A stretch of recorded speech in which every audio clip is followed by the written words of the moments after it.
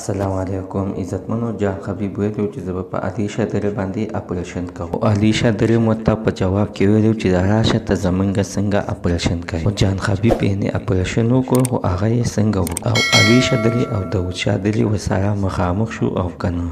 تاسو غواړئ چې پېښ نو زموږ دا ویډیو د سره تر اخره پورې وګورئ. تاسو ته به پوره معلومات درورسي. د دې معلومات نه مخکې زه تاسو ته دا یادګینه وکړم، تاسو که زموږ په دې چینل کې نوي وئ حتما د زموږ همدا چینل د سره سبسکرایب کړئ، خوا کې ساعت ټالیک نشان ووهئ. ښه یوه نوې معلوماتي ویډیو تاسو ته په اسانۍ باندې درورسي. جان حبیب خپل مینهوالو سره دا وعده کړې وه زه به ځم او په علیشاہ باندې به اپریشن به کوم. جان حبیب ویلې دا اپریشن ما ځان ته هم کولی شو چې چپ شم او ورشم او ځان ته پې اپریشن پې په پټه پې وکړم. خو نه ما ښودل چې ټولې دنیا ته وښیي اپریشن پې کوم او ټول خلک ما سره دې ودرېږي. خو چې څنګه جان حبیب غوښتل نه هغه شانتې ورسره ټول خلک ورسره ودرېدل او اپریشن یې پې وکړو. خو پولیسو مخنیوی وکړو او پولیسو ورته ویلې داسې کار به نه کړې، جنګ جګړه ته نه سازېږي. جان حبیب د علیشاہ او د داود شاه درې کور ته ورغلې. داود شاه درې او علیشاہ او زمونګ شاه درې دوی د کور نه تښتېدلي وو او په خپل کور کې نه وو. بیا ډېره مجبورانه جان حبیب خپلو مینهوالو ته ویلې چې هغوی خو د کور نه تښتېدلي دي او اوس یې څه پته نه لګي چې په کوم ځای کې دي. جان حبیب